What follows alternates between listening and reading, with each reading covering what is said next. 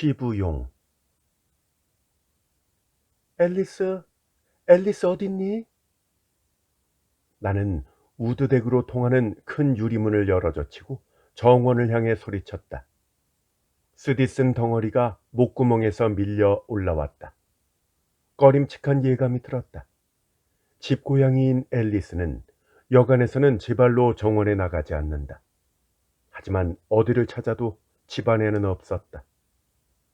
우드덱에서 정원으로 내려가 나무 아래와 화단의 꽃 뒤쪽, 창고 뒤편을 살피며 돌아다녔다. 하지만 역시 없었다. 흙에 발자국이라도 남아있지 않을까 바짝 엎드려 시선을 모았지만 발자국도 없었다. 나는 입술을 깨물었다. 아까 청소기를 돌리다가 실수로 꽃병을 넘어뜨렸었다. 하필이면 그 밑에 고양이 앨리스가 있었다. 몸이 젖는 걸 질색하는 앨리스는 꽃병물을 뒤집어 쓰자 깨악 하고 울면서 펄쩍 뛰어올라 소파 아래로 숨어들었다. 거기 그대로 얌전히 있을 거라 생각한 것이 오산이었다. 바닥에 떨어져 산산조각난 꽃병을 뒤처리하는 사이에 앨리스가 어딘가로 가버린 것이다.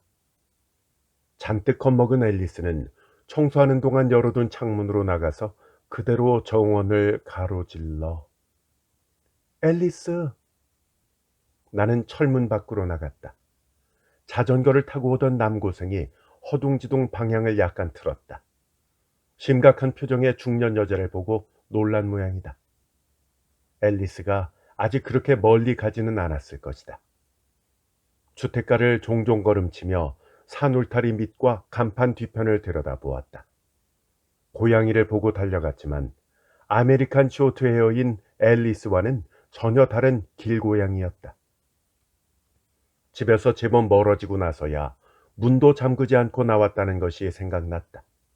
하지만 지금 그게 대수냐며 걸음을 더 빨리 했다. 결국 간선도로까지 나왔다. 이쯤 되자 절망적인 기분이 들었다.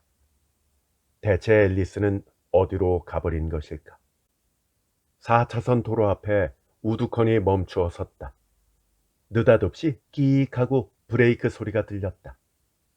자전거를 탄 노인이 횡단보도가 아닌 곳에서 도로를 건너려고 한 모양이다. 트럭 운전사가 욕설을 퍼부었다. 나는 무릎이 부들부들 떨려 마리오네트처럼 어색한 움직임으로 그 자리를 떠났다. 만약 앨리스가 여기까지 왔다면. 도로에 뛰어들어 차에 치였을 수도 있다. 무시무시한 상상에 손끝이 싸늘해졌다. 나의 부주의함을 다시금 저주하고 잠꼬대하듯이 앨리스라는 이름을 중얼거리며 왔던 길을 되돌아갔다.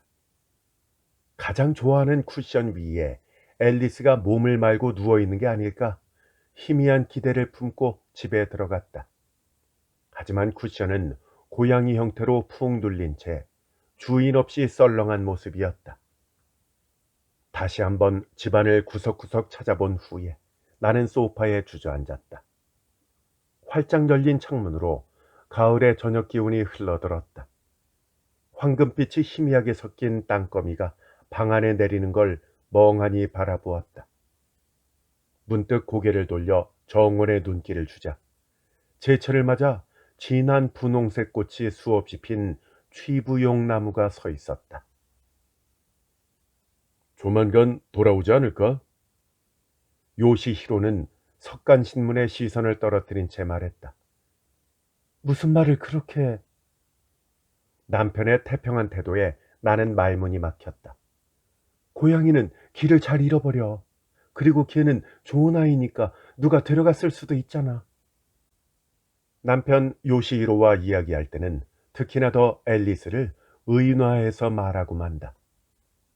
외아들 소이치로는 다른 지역의 사립통합중고등학교에 다닌다. 한 해에 몇 번밖에 돌아오지 않건만 집에 와도 컴퓨터와 게임기만 하느라고 자기 엄마는 본체 만체다. 남자아이는 다 그렇지 하고 나도 이제는 체념했다. 그러니 내게 앨리스는 어린 딸이나 마찬가지였다. 어디서 다쳐서 꼼짝도 못하는 거면... 내가 언성을 높이다가 눈물을 짓자 요시히로가 한숨을 섞어 바라보았다.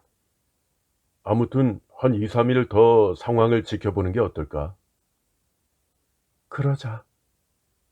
나는 겨우 마음을 진정시키고 식기를 정리했다. 요전에 없어졌을 때도 다른 집에서 잘 돌봐주었었으니까. 나 자신을 타이르듯이 그렇게 말했다. 남편은 아무 대답 없이 다시 석간신문으로 눈을 돌렸다. 우리가 사용한 식기를 식기세척기에 넣으며 나는 식탁에서 거실로 이동하는 남편을 눈으로 쫓았다. 앨리스는 결혼 15주년을 기념해 요시히로가 선물해준 고양이다. 하기야 센스가 없는 남편은 알아서 그런 예쁜 짓을 하는 성격이 아니기 때문에 내가 졸라서 사줬다고 보아야 맞을 것이다. 남편을 억지로 데리고 나가서 펫숍을 몇 군데나 돌아다닌 끝에 마음에 쏙 드는 아기 아메리칸 쇼트 헤어를 찾아냈다. 요시히로는 앨리스에게 딱히 흥미를 보이지 않았고 앨리스가 집에 온 뒤로도 생활 태도에 별 변화가 없었다. 나는 완전히 앨리스를 중심으로 생활이 변했는데 그런 아내를 쓴웃음을 섞어 방관한다는 인상이었다. 중학교 이과 담당 교사인 요시히로는 우직하다 할 만큼 착실한 성격이라 아내인 내가 보기에도 융통성이 없다고 느껴질 때가 많았다. 본인도 그것을 자각하는지 어지간하면 내가 꺼낸 말에는 반대하지 않았다. 벌써 20년 가까이 이어져 온 이 관계가 나는 마음 편했다. 남편은 활동적이지 않다. 색각에 가벼운 이상이 있어서 운전면허를 따지 못했으니 당연히 드라이브도 하지 못한다. 일만이 삶의 보람 같은 요시히로 입장에서는 아내와 말다툼하는 에너지도 아까울지 모른다. 아무튼 그건 그렇고 요전에 앨리스가 없어졌을 때는 좀 더 열심히 찾아주었다. 자전거를 타고 근처를 돌아다녔고 무가지에 개와 고양이 찾기 코너에 글을 올리자고 제안한 것도 요시히로였다. 하지만 이번에는 두 번째여서인지 아주 침착하다. 나는 그런 남편이 불만이었다. 몇 번째든 간에 앨리스가 없어졌다는 사실은 변함없다. 저번처럼 수월하게 돌아올 것이라고 요시히로는 대수롭지 않게 여기는 모양이지만 나는 걱정돼서 죽을 지경이었다.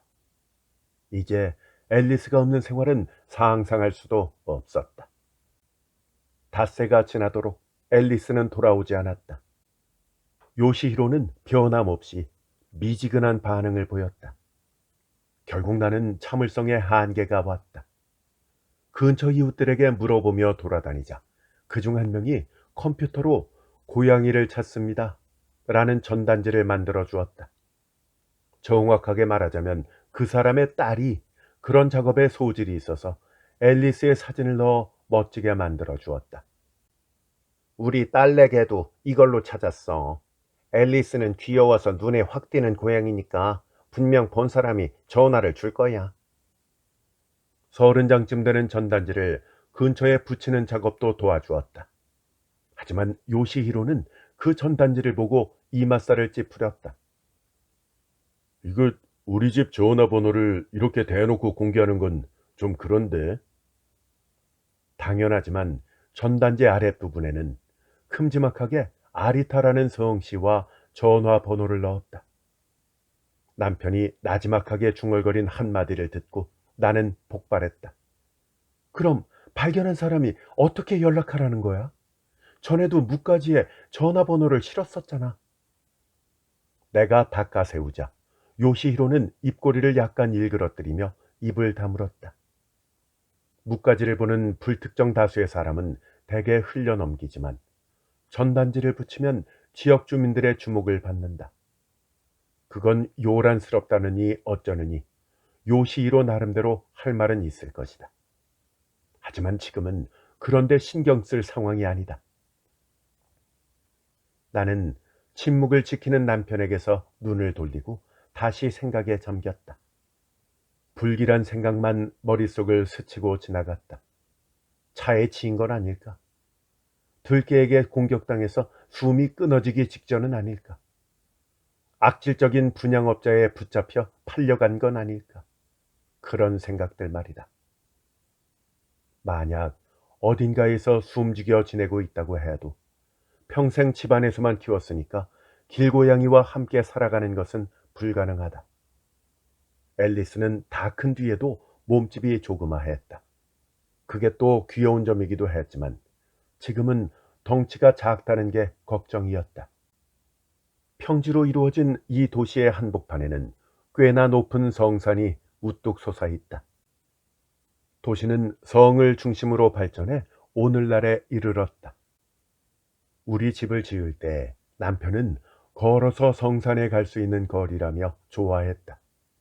들새 관찰이 취미라고 하면 취미인 요시히로는 성산에도 자주 올랐다. 그런데 앨리스가 그 깊은 숲속으로 들어가서 헤매고 있다면 남편 요시히로는 성산에는 길고양이조차 한 마리도 안 보여 하고 말했지만 나는 한숨을 쉬었다. 전단지의 효과는 제법 괜찮았다. 다음 날부터 바로 전화가 걸려왔다. 하지만 6통쯤 되는 전화는 전부 어디서 보았다 라는 둥, 근처 집에서 키우는 고양이랑 똑같이 생겼다 라는 둥, 불확실한 정보뿐이었다. 그래도 나는 감사를 표하고 일일이 받아 적었다. 목격되었다는 장소와 고양이를 키운다는 집에 직접 가보았지만 이제는 없거나 다른 고양이였다. 그런 정보를 접할 때마다 덧없는 기대를 품고 그 기대가 우르르 무너지는 일이 되풀이되었다. 나는 정신적으로나 육체적으로 점차 피폐해졌다. 언제 고양이를 찾았다는 연락이 올지 모른다며 전화기 옆에 꼭 붙어있는 나를 보고 요시히로가 다른 고양이를 한 마리 사면 되잖아 하고 말했을 때는 나도 모르게 덤벼들었다. 다른 고양이로는 안 돼. 앨리스여야 된다고. 요시히로는 어깨를 움츠리고 물러갔다. 나 스스로 생각하기에도 신경이 날카로워지기는 했다. 하지만 남편의 태도가 이러니까 내 정신이 불안정해진다 싶기도 했다. 어떻게 다른 고양이라는 말을 서슴없이 꺼내는 걸까? 지난번에는 꼭 앨리스를 찾아내겠다는 의욕이 느껴졌는데 요시히로도 나처럼 앨리스에게 애착이 있는 줄 알았다. 이렇게 바뀐 모습도 내 마음에 생채기를 내는 원인 중 하나였다. 너댓새 고양이에 관한 전화가 걸려오다가 그 이후로는 정보가 뚝 끊겼다. 전단지의 효과도 여기까지구나 하고 반쯤 포기했을 무렵 전화 한 통이 걸려왔다. 여보세요? 아리타 씨 댁인가요? 실은 저 잃어버린 고양이 전단지를 보고 전화드렸어요. 아주 또랑또랑한 남자 목소리였다. 네, 감사합니다. 저희 앨리스를 어디서 보셨나요? 아, 저 그런 게 아니라요. 남자는 전문적으로 반려동물을 찾는 업자라고 자신을 소개했다. 전문적으로 반려동물을 찾는다고요? 나는 그런 직업이 있는 줄도 몰랐다. 남자는 어쩌면 힘이 되어 드릴 수 있을지도 모르니까 한번 찾아뵙고 싶습니다만 하며 공손히 제안했다. 나는 잠깐 생각한 다음 집 주소를 알려주었다. 남편이 알면 경솔하다고 또 나무라겠지만 남편이 비협조적인 지금으로서는 지푸라기라도 잡는 심정이었다. 업자가 찾아와서 현관에서 명함을 내밀었다. 실종된 반려동물을 대신 찾아드립니다.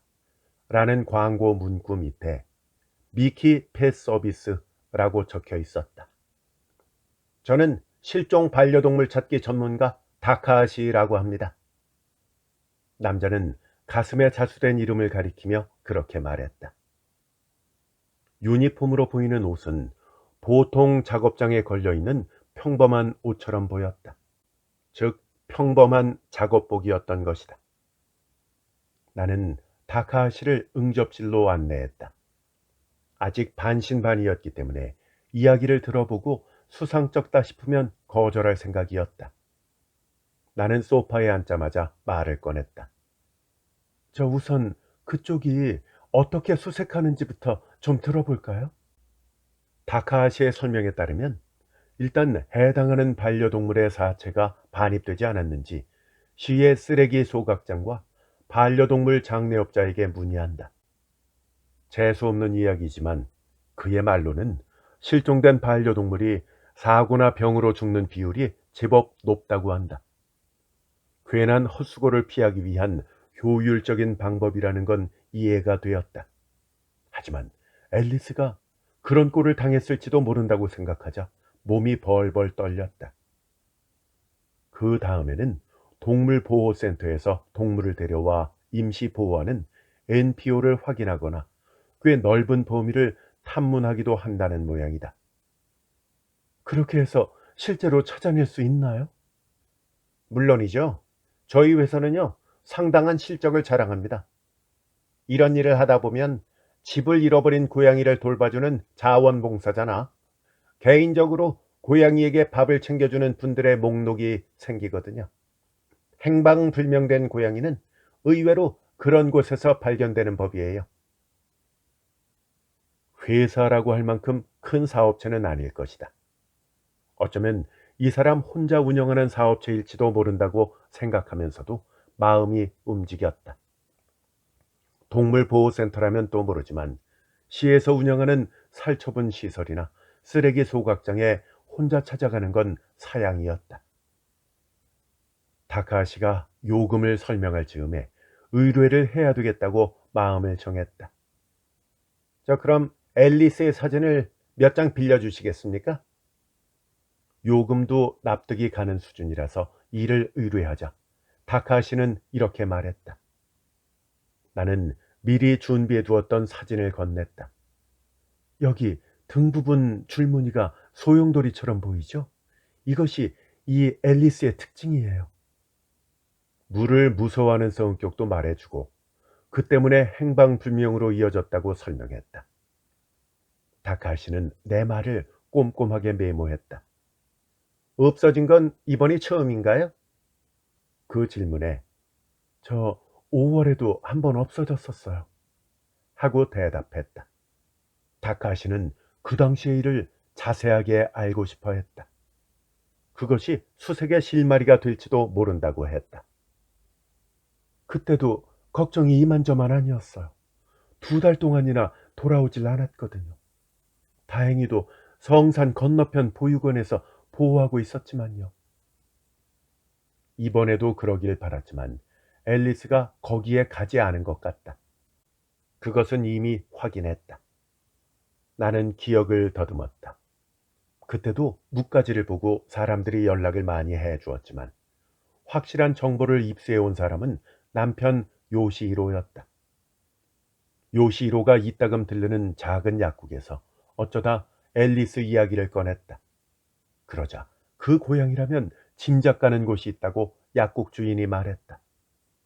그의 아내가 성산 건너편 꿈나무 집에서 일하는데 거기서 보호 중인 고양이가 아무래도 아메리칸 쇼트헤어라는 모양이었다. 바로 보육원에 전화를 걸어 앨리스가 틀림없는 걸 확인하고 쏜살같이 달려갔었다. 그런데 2달 동안 거기 사는 동안 한 아이가 앨리스와 친해져서 난감했다. 지능 발달이 조금 더딘 남자아이였는데 남편과 함께 앨리스를 찾으러 가자 그 아이가 앨리스를 데리고 성산으로 달아나는 바람에 진땀을 뺐었다. 맞다. 딱히 부탁도 안 했는데 그때는 요시히로도 함께 꿈나무 집에 가주었다. 간신히 돌려받은 앨리스의 몸을 슬며시 살펴보며 살이 빠지거나 다치지는 않았는지 염려하는 눈치였다. 이번과는 완전히 딴판이었다. 그때도 물을 뒤집었었나요? 다카시의 질문에 나는 네? 하고 고개를 들었다. 이번에 앨리스가 물을 온몸에 덮어 쓰는 바람에 놀라서 도망쳤다고 하셨잖아요. 지난번에도 비슷한 상황이었을까요? 그게 그건 잘 모르겠다고 대답했다. 앨리스가 없어졌을 때 나는 집을 비웠었으니까. 대학 시절 친구와 2박 3일 온천 여행을 갔을 때였다. 돌아와 보니까 요시히로가 새파랗게 질린 얼굴로 앨리스가 없어졌다고 말했다. 분명 그 당시 남편은 책임을 느꼈을 것이다. 그래서 지난번에는 길을 쓰고 찾아다녔던 것이다. 다카시의 말을 듣고 기억의 밑바닥을 더듬어 보자. 내가 집에 돌아왔을 때 요시히로는 몹시 초췌해 보였다. 분명 혼자서 잔뜩 마음을 졸였던 것이 틀림없었다. 충격을 받았지만 남편을 너무 나무라서는 안 된다고 스스로를 타일렀던 기억이 났다. 앨리스를 찾기 위해 전문업자를 고용했다고 알렸을 때는 아무 반응도 없었으면서 앨리스가 없어진 당시의 일을 꼬치꼬치 묻자 요시로는 눈에 띄게 기분 나빠했다. 그때도 앨리스가 물을 덮었었어? 그렇게 물었을 때는 아이 그거랑 이번 일이 무슨 상관인데? 하고 격앙해서 고함을 질렀다. 그러다가 흠칫 놀라 내 얼굴을 빤히 들여다보았다. 내가 어리둥절해 했기 때문이다. 우리는 잠시 입을 다물고 서로 얼굴을 바라보았다. 당신을 탓하려는 거 아니야. 힘없이 고개를 저으며 말했다. 그러자 요시히로도 미안해 하고 사과했다. 다만 그런 게 이번 수색에 도움이 된대. 물 같은 건 덮어쓰지 않았어. 그저 나도 모르는 사이에 앨리스가 없어졌더라고. 그렇게만 말한 뒤 요시히로는 아직 할 일이 남아서 라고 양해를 구하고 서재로 들어갔다. 7년 전 약간 무리를 해서 생활 공간이 넉넉한 집을 지었다. 정원도 널찍하다. 사시사철 즐길 수 있도록 꽃과 열매가 맺히는 나무를 요시히로가 골라서 심었다. 인테리어도 남편의 취향에 맞추었다. 벽지와 가구도 그가 일일이 조건을 달아서 함께 찾거나 업자에게 구해달라고 부탁한 것이다. 그 무렵은 즐거웠다. 외아들 소이치로도 아직 어리고 천진난만했다. 소이치로의 수험에 대비해서 준비를 시작한 시기이기도 했다. 이윽고 아들이 집을 떠나자 갑자기 맥이 풀렸다. 얼마쯤 지나 요시히로에게도 변화가 생겼다. 2년 반 전에 새 중학교로 이동한 것이다. 거기서는 교감 선생과 전혀 마음이 맞지 않았다. 이과를 가르친 적이 있다는 교감이 요시히로의 교육 방침에 상당히 부정적이라 근무 평점이 최하 등급으로 떨어졌다고 한다. 독선적이고 고집불통인 교감과 충돌해서 그만둔 교사도 있다고 들었다. 하지만 천성이 착실하고 얌전한 요시히로에게는 그 정도의 기계가 없었다. 현실적으로 말하자면 집 융자금이 몇십 년이나 남은 상태에서 직장을 잃을 수는 없었던 것이다. 그런 사정으로 스트레스가 잔뜩 쌓여 까칠해졌던 건 사실이다. 그렇게나 일 욕심이 많았던 남편이 별안간 교육의 열의를 잃어버렸다. 허망한 마음을 달래기 위해 요시히로는 자주 성산에 올라 들새 관찰에 몰두했다. 그것도 기분 전환이 되겠다 싶어서 나는 참견하지 않았다. 지금은 겨우 마음이 안정된 것 같지만 정신적으로 힘들었던 남편은 아내인 나한테도 대면대면하게 굴었었다. 그때 불안감과 외로움을 앨리스가 위로해 주었던 것이다. 식탁에 놓아둔 휴대전화가 울렸다. 수신음을 듣고 누구인지 알았다. 대학 시절 친구 다카코였다. 여보세요? 여보세요? 고양이는 찾았어? 다카코에게는 앨리스가 없어졌다는 걸 이미 알렸다. 걱정돼서 전화를 걸어준 것이다. 아니, 아직. 그렇구나. 대체 어디로 갔담? 멀리 사는 다카코와는 항상 전화로 이야기를 나눈다. 서로 고민을 나누고 불평을 들어주고 함께 웃을 수 있는 소중한 친구다. 나는 앨리스가 없어진 이후의 상황과 자기 알 바 아니라는 식으로 나오는 남편의 반응, 수색을 의뢰한 전문업자에 대해서 말했다. 다카코는 참을성 있게 귀를 기울여 주었다. 그래서 내 기분이 조금은 풀리는 듯 했다. 아 참, 지난번에 앨리스가 없어졌을 때 기억나? 왜 5월에 가오루랑 셋이서 그 온천에 다녀온 직후잖아. 아 맞다. 그때도 네가 세상이 끝난 것 같은 목소리로 전화를 했었지. 그때 다카코의 제안으로 또 다른 친구 가오루를 끼워서 온천 여행을 즐겼다. 집에 와서 앨리스가 없어졌다는 걸 알았을 때도 지금처럼 다카코에게 전화해서 자세한 사정을 이야기했다.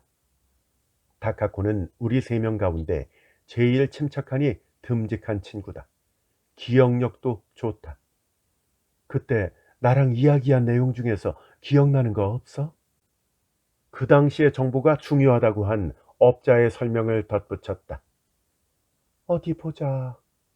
분명 남편이 사근사근하게 대해준다고 그랬었어. 그랬나? 그런 말까지 했단 말인가? 앨리스가 없어져서 몹시 혼란스러웠던 것일 것이다. 다카코와 전화로 무슨 말을 했는지 나는 기억이 안 난다.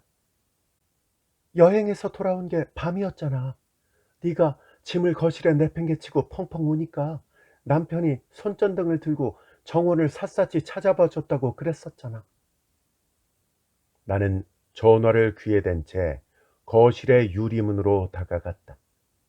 레이스 커튼을 살짝 걷고 틈새로 어두운 정원을 내다보았다. 거실에서 새어나가는 불빛이 겨우 닿는 곳에 취부용 나무가 보였다. 꽃잎은 지금 선명한 빨간색이다. 이 꽃은 아침에 하얗게 피어나지만 오후가 되면 점점 분홍색으로 물든다. 그리고 밤사이에 더욱 붉어진다. 그 모습이 마치 술을 마신 것 같아서 취한 부용이라는 이름이 붙었다고 한다. 다음날 아침이면 덧없이 지는 하루살이 꽃이기도 하다. 나는 흠칫 놀랐다. 취부용 나무 곁을 지나쳐 이쪽을 비추는 손전등 불빛이 플래시백처럼 뇌리에 떠올랐다. 그 나무는 뭐야? 그렇게 물은 건 나였다. 5월에 앨리스가 없어졌을 때 여행에서 돌아오자 이 나무가 심겨 있었다. 아직 꽃은 피지 않았지만 그때 요시히로가 꽃에 대해서 설명하면서 내가 여행 간 사이에 심었다고 했다. 그 설명은 분명 제대로 듣지 않았을 것이다. 머릿속이 앨리스로 가득했었으니까. 하지만 그때 이 나무를 심은 건 확실하다. 아, 맞다. 다카코의 목소리가 들려 다시 전화로 주의를 돌렸다. 며칠쯤 지나서 형사가 남편을 찾아왔다고 그랬었나? 나는 기억을 더듬었다. 왜 그 예전 중학교에서 가르쳤던 여학생이 갑자기 사라져서 관계자들에게 이야기를 들어보러 다닌다고 했어. 남편은 전혀 짐작 가는 구석이 없다고 대답했다. 뭐 이렇게 나한테 말했었잖아. 다카코의 이 말을 들으며 어두운 밤속에서 떠오른 취부용 꽃에 다시 시선을 모았다.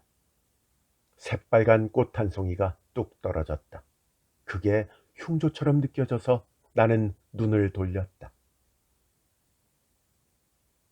앨리스는 아직 찾지 못했다고 미키페 서비스의 다카하시에게서 연락이 왔다. 앨리스로 추정되는 고양이 사체는 어디에도 반입되지 않았어요. 그것만으로도 안심하라는 건지 다카하시는 냉큼 전화를 끊었다. 저번에 요시히로가 화를 낸 뒤로 우리는 형식적인 대화밖에 나누지 않는다. 5월에 발생한 여고생 실종 사건에 대해서 말을 꺼낼 용기는 없었다. 무언가 작은 가시가 마음을 안쪽에서 찔렀다. 형사가 집을 찾아왔을 때 내가 수상해하자 남편은 이렇게 대답했다. 봄방학에 집에 놀러온 학생 중에 그 아이가 있었기 때문일 거라고. 확실히 예전에 요시히로가 가르쳤던 중학교 졸업생 몇 명이 집에 온 적이 있었다. 그중 한 여자아이의 인상이 기묘했던 것이 생각났다. 촉촉하니 열띤, 그러면서도 날카롭고 도발적인 눈으로 나를 가만히 바라보았었다. 그래놓고 내가 쳐다보면 눈을 획 돌렸다. 뭐라 확실히 말로 표현할 수는 없지만 어쩐지 심상치 않은 분위기, 말하자면 광기 같은 것이 느껴졌다.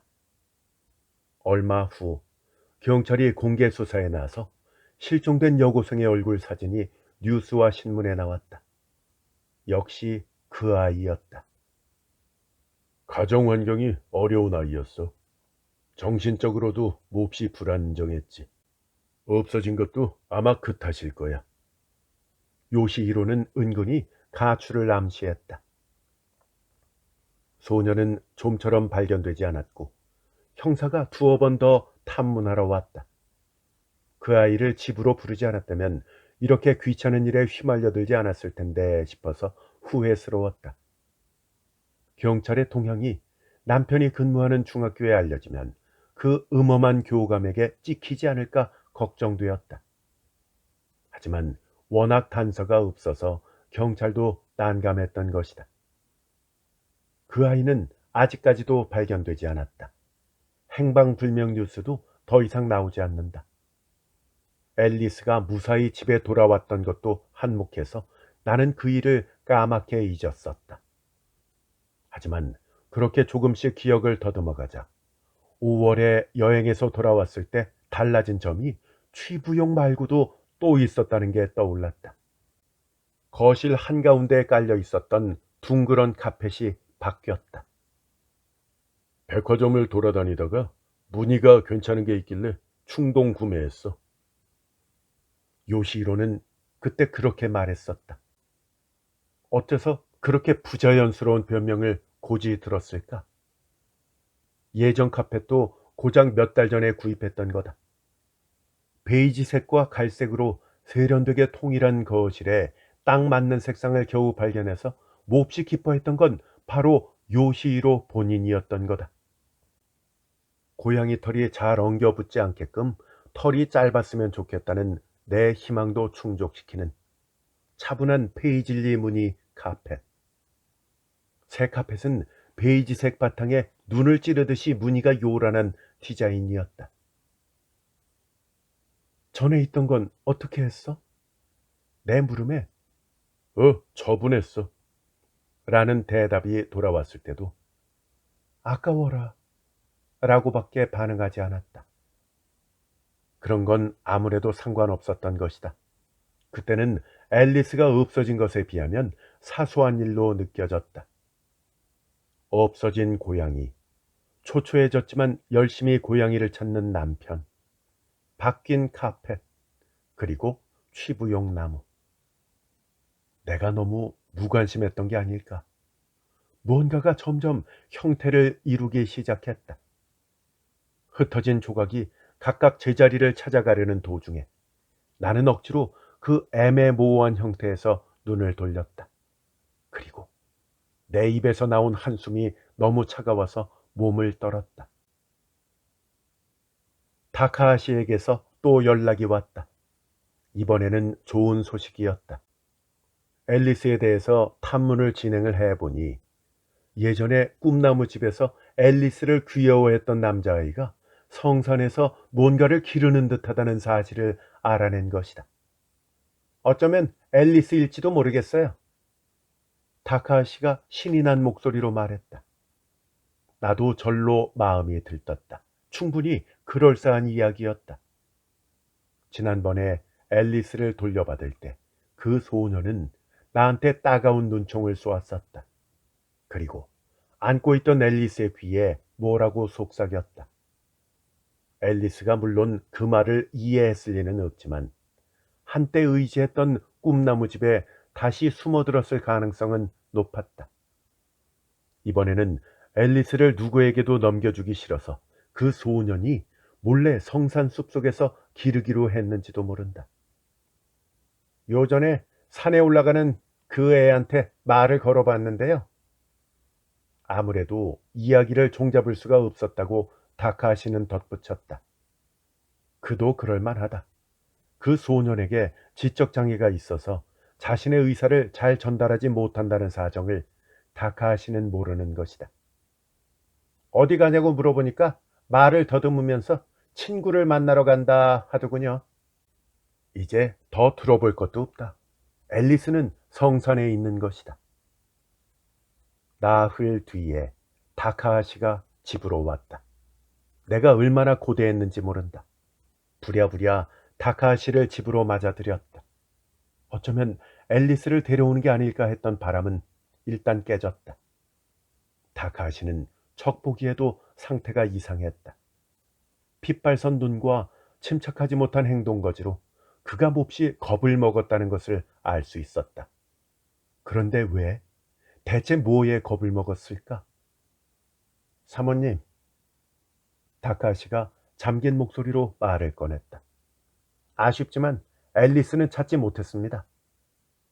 그게 무슨... 나는 잠깐 말문이 막혔다. 성산 숲속을 제대로 찾아본 거예요? 놀랍게도 다카시는 내 말에 바짝 굳어서 몸을 바르르 떨었다. 없어요.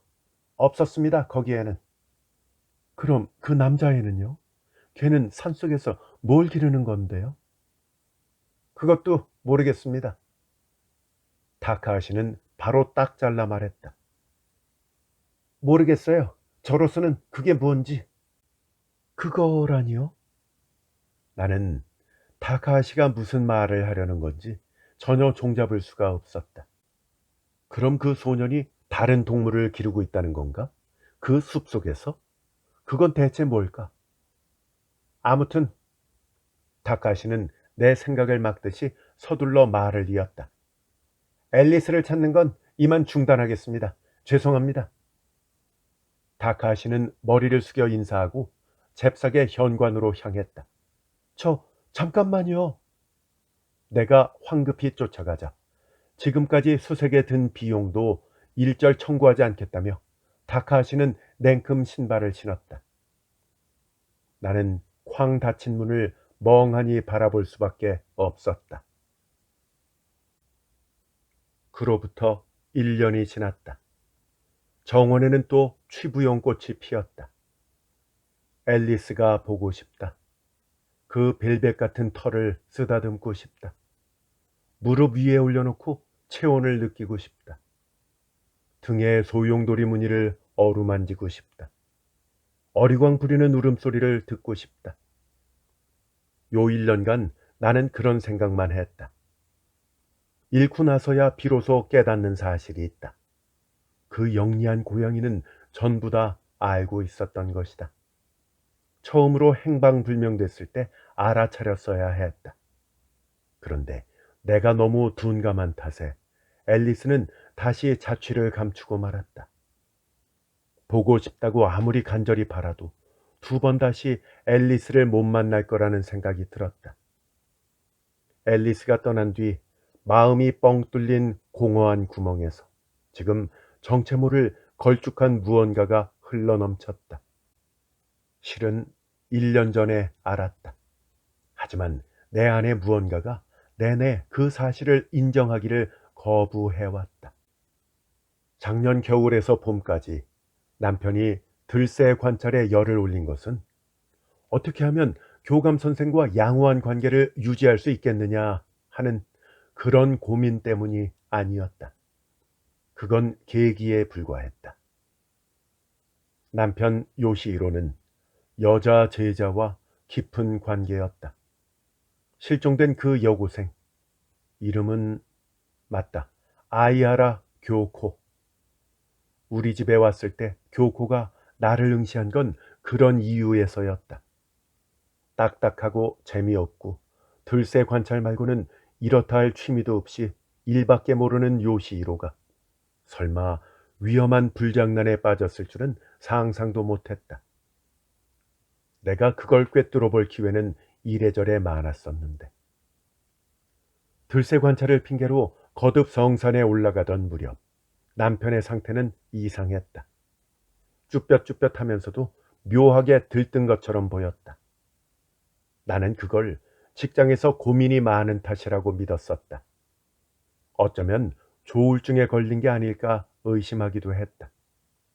요즘은 마음의 병이 들어서 휴직하는 교사도 보기 드물지 않으니까. 그렇게 빗나간 추측을 하며 걱정했다. 그 당시에 끈덕지게 탐문을 하러 오던 형사는 교코를 성산에서 보지 못했느냐고 물었었다. 공개 수사로 전환됐을 때 아이아라 교코가 성산에 자주 올랐기 때문에 산속을 대대적으로 수색했다고 신문에도 기사가 났다. 형사들이 돌아간 다음 남편은 몹시 동요해서 서재에 틀어박혔었다. 내 머릿속에 한 영상이 떠올랐다. 딱 한 번 옷을 갈아입는 남편의 등에 생긴 기묘한 멍자국을 보았다. 치아 자국인 것도 같았다. 그런 생각이 들자마자 설마 하고 부정해버렸지만 그건 어쩌면 불륜 상대가 나한테 보내는 메시지가 아니었을까? 그리고 내 상상이 옳다면 상대는 그 여자아이 말고는 없었다. 성산에서 우연히 만난 두 사람은 결코 넘어서는 안 될 선을 넘어버린 것이 아닐까. 아마 요시히로 입장에서는 현실에서 도피한다는 의미도 있었을 것이다. 새롭게 임한 교육 현장이 흡족했다면 마음이 흔들리지도 않았을 것이다. 그렇게 자극적이고 흥분되는 일은 살면서 처음 경험해보지 않았을까? 늦게 배운 도둑질에 날 새는 줄 모른다고 요시히로는 제자와의 불륜에 푹 빠지고 말았다. 나는 손톱을 깨물었다. 어수룩한 요시히로가 세상 무서운 게 없는 여고생을 제어할 수 있었을 리 만무하다. 더구나 그 아이에게서는 어쩐지 특별한 냄새가 풍겼다. 요시히로는 점점 빈 껍데기가 되어갔다. 마치 알맹이를 뜯어먹힌 것만 같았다. 제자와의 불륜 관계, 무탈하게 끝낼 수 있을 리가 없다. 진흙탕처럼 질척대다가 이별 이야기가 틀어졌다. 그리고 그날이 왔다. 내가 집을 비우는 날이. 완벽하게 결판을 내려고 요시히로가 교코를 불렀을까? 아니면 교코가 쳐들어왔을까? 사건이 충동적으로 벌어진 건 확실하다. 남편은 교코를 해쳤다. 아마도 흉기는 날카로운 칼. 피가 튀어 카펫이 더러워졌다. 그리고 불행하게도 교코의 발치에 앨리스가 있었다. 미지근한 피를 온몸에 뒤집어 쓴 앨리스는 놀라서 밖으로 뛰쳐나갔다. 요시히로는 피에 젖은 앨리스가 도망가는 걸 목격했다. 그래서 그렇게 혈안이 되어 앨리스를 찾은 것이다. 앨리스의 털에 묻은 교코의 피야말로 요시히로가 범죄를 저질렀음을 증명하는 가장 유력한 증거니까. 발견된 앨리스를 데리러 꿈나무 집에 갔을 때 요시히로가 앨리스의 몸을 꼼꼼히 살펴본 건 그래서였다. 남편의 그 모습을 보고 보육사가 생각났다는 듯이 이렇게 말했었다. 얘가 여기 왔을 때는 몸에 갈색 얼룩 천지였어요. 그래서 따뜻한 물로 깨끗하게 닦아주었었죠. 라고. 나는 그 말을 별 생각 없이 흘려들었지만 남편에게는 큰 의미가 있었던 것이다. 앨리스를 집에 데려온 후 바로 깨끗하게 씻겼다. 나는 물을 끼얹지 않아도 되는 무스 타입의 거품 샴푸를 사용한다. 그때도 그랬다. 그러고 보니 짧은 털의 뿌리 부분에 갈색 알갱이 같은 것도 들러붙어 있었다. 설마 피일 줄은 생각도 못했기 때문에 전부 다 꼼꼼하게 떼어냈다. 나는 또 손톱을 잘근잘근 깨물었다. 전부 다 나의 망상으로 치부하고 넘어갈 수도 있었다. 하지만 나는 의자에서 일어났다. 복도로 나가서 계단 밑에 창고문을 열었다. 그리고 조그마한 캐비넷에 서랍을 당겼다. 여기에 여러 개의 목걸이를 보관해 놓았다. 전부 앨리스 거다. 성장하면서 하나둘씩 바꾸었는데 이 또한 앨리스의 역사 같은 기분이 들어서 하나도 버리지 않고 챙겨두었다. 그 중에 하나를 끄집어냈다. 앨리스가 돌아왔을 때 목걸이가 부정을 탄 것 같아서 바로 바꾸어 썼다. 그런 물건조차도 보관해 두었다. 그런 사실을 요시히로는 모르겠지만 나는 밝은 복도로 나와서 그 노란색 목걸이를 뒤집었다. 기모로 된 뒷면에 갈색 얼룩이 묻어 있었고 나는 그 얼룩을 빤히 들여다보았다. 만약 이것이 교코의 피라면 DNA를 감정하면 누구 것인지 쉽게 알 수 있을 것이다. 나는 고개를 번쩍 들어 주변을 둘러보았다. 집에는 지금 나 혼자밖에 없다는 걸 알면서도. 그리고 서둘러서 캐비넷 서랍에 목걸이를 도로 넣었다. 서랍을 닫는 손이 떨렸다. 거실 소파에 앉아 집안을 천천히 둘러보았다. 꽃무늬 커튼, 이탈리아제 소파 세트, 벽에 걸어둔 고상한 정무라 액자, 가족을 위한 편안한 장소, 내가 있어야 할 곳은 여기뿐이다. 지켜야 할 것이 무엇인지 확실하다.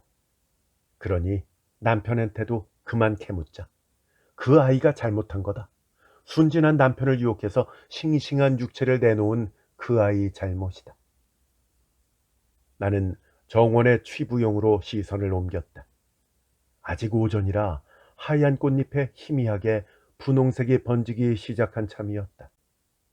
작년 5월 내가 사흘간 여행을 떠난 사이에 요시히로는 격정에 못 이겨 교코를 죽이고 앞이 막막했을 것이다.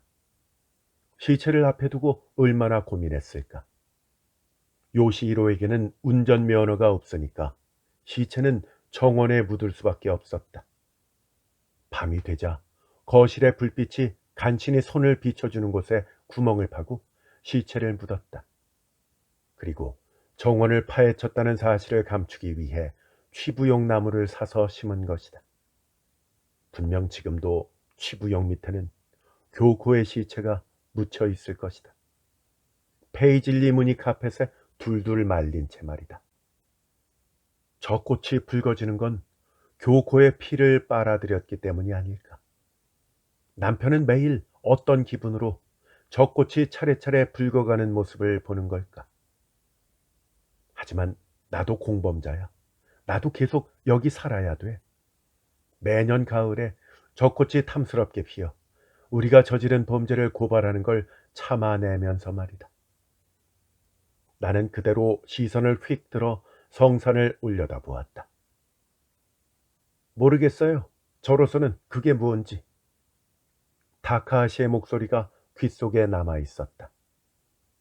무서운 사건의 유일한 목격자인 앨리스는 이제 돌아오지 않을 것이다. 앨리스는 사람을 죽이기에 이른 자기 주인의 에너지와 죽임을 당한 여고생의 원한을 한 몸에 받아 다른 생물로 변해버린 것이다. 끝없는 숲속에서. 앨리스가 변화하는 데 힘을 보태준 건 지적장애가 있는 그 남자아이일까? 요전에 시내에서 불이 났었다. 희생자는 초등학교 남학생 1명. 그 아이는 꿈나무집에서 앨리스와 친하게 지냈던 바로 그 아이였다. 아이를 구하려다가 보육사 선생님도 크게 다쳤다고 한다. 약국 주인의 아내다. 뉴스를 보면서 나는 바들바들 떨었다. 공포의 연쇄 고리가 이어진다. 운명이 우리 부부가 짊어진 죄를 한치도 잊지 못하게끔 위협하고 있다. 어린 보호자를 잃고 홀로 남은 앨리스. 어떻게 될까? 하지만 나는 이제 거기에 발을 들여놓기가 두렵다. 요시히로는 들새를 관찰한다며 변함없이 성산에 드나들고 있다. 그만두는 편이 좋지 않을까? 슬쩍 충고해도 듣지 않는다. 무언가에 쓰인 것처럼 그 숲을 돌아다닌다. 그리고 걱정하는 나를 꿈꾸는 듯한 눈빛으로 바라보며 대답한다. 거기 아주 진귀한 새가 사는 모양이야. 그걸 보고 싶어. 지금은 울음소리밖에 안 들리지만 이렇게 울더라고. 그리고는 새 울음소리를 흉내냈다. 끼릭끼릭 끼릭끼릭. 나는 진심으로 오싹했다.